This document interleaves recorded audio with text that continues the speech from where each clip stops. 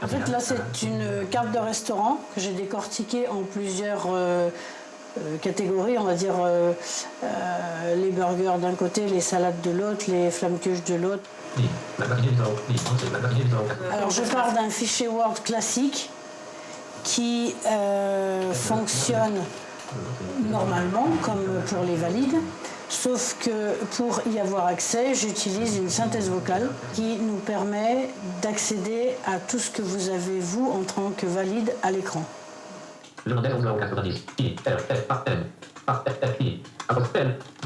Donc là, maintenant, je vérifie qu'il n'y a pas de faute. Je vais passer du visuel au braille en faisant CTRL-T.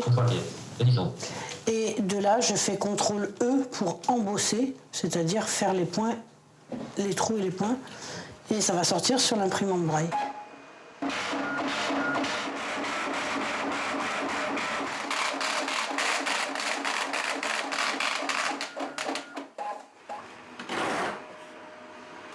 Là, je vérifie que le document est bien sorti et qu'il est conforme à ce que j'ai demandé à l'imprimante.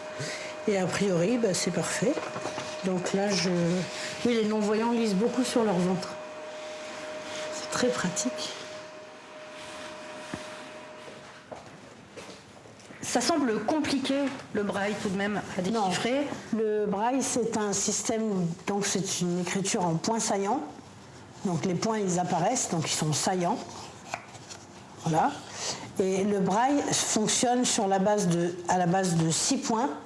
Donc les points s'appellent à gauche 1, 2, 3, à droite 4, 5, 6. Et il suffit après de savoir qu'il y a 64 combinaisons possibles et qu'avec, par exemple, le A, c'est le point 1.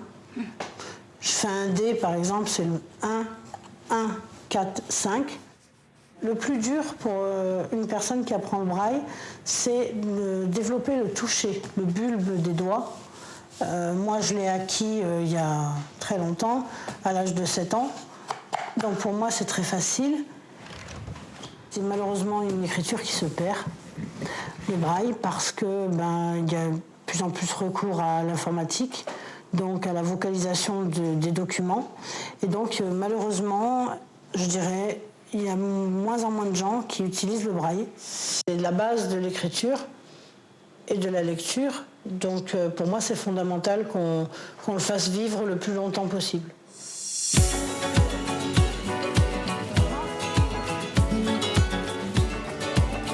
Alors Sabine, on se retrouve au centre-ville de Nantes, dans un quartier que vous connaissez bien, le Bouffay. Oui. Et maintenant, c'est vous qui allez nous guider. Alors dites-nous, où est-ce que vous nous emmenez ? Je vous emmène dans une crêperie du centre-ville de Nantes où j'ai réalisé la carte de braille. Alors c'est parti.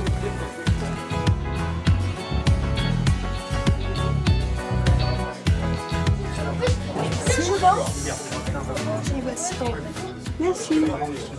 Salade, saumon fumé, chèvre, maïs, crudité, crème ciboulée. Je sais pas, j'hésite. Il y a plein de bonnes choses. Les vrais braillistes, les gens qui aiment le braille, oui.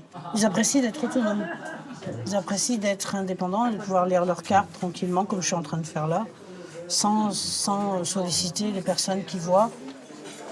Alors pour moi, c'est braise cola sans glace, s'il vous plaît. Braise cola sans glace.